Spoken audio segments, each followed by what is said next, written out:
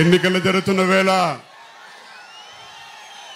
Button నొక్కి అని చెప్పి అంటున్నాడే. ఎంత నొక్కేసావో కూడా ఒకసారి చెప్తే బాగుంటుందని చెప్పని కోరుతా ఉన్నారు ప్రజలందరూ. జగన్ రెడ్డి చెప్పే ధైర్యం ఉందా? సంక్షేమం అందజేస్తున్నావా? సంక్షేమం పేరిట పేద ప్రజల కడుపు కొడుతూ దోచేసుకుంటూ ఉన్నాడు ఈ జగన్ రెడ్డి. సింహం బయలుదేరిందని చెప్పంట. సింహం పుల్లు ఉండాల్సింది అడవుల్లో. ప్రజలకు కావాల్సింది ఒక సమర్థవంతమైన నాయకత్వం కావాలి. ఆ నాయకత్వం అనుభవం కలిగిన ఒక నాయకుడు చంద్రబాబు నాయుడు గారు ఈ రాష్ట్రానికి ఒక దిక్సూచి కింద భవిష్యత్తులో నుంచుంటానని చెప్పని మనందరికీ ఒక ఆశ.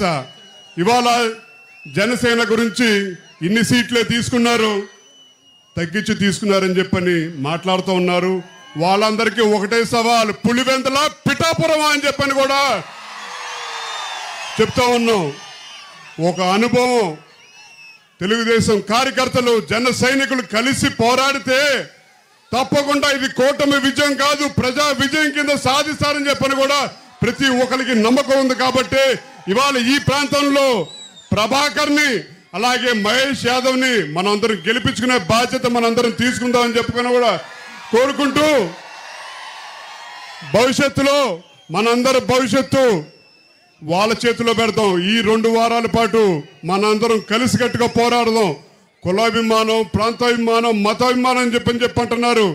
కానీ భవిష్యత్తు మీద, భవిష్యత్ తరాల కోసం మనం అందరం కలిసికట్టుగా ఉంటే తప్ప ఏది సాధించలేమని చెప్పని కూడా తెలియజేస్తూ, ఈనాడు విచ్చేసిన పెద్దలు చంద్రబాబు గారు మనందరికీ ఇచ్చే సందేశాన్ని చూచా తప్ప పాటించాలని చెప్పని కూడా మిమ్మల్ని అందరినీ కోరుకుంటూ, మా నాయకులు కీర్తిశేషులు వంగవీటి రంగా గారు ఇచ్చిన పిలుపు, చేయి కలుపు, చేయి జారది గెలుపు అనే పిలుపుతోటి కూటమికి మన ప్రజా విజయం చేకూర్చాలని చెప్పని కూడా కోరుకుంటూ సెలవు తీసుకుంటా ఉన్నాను.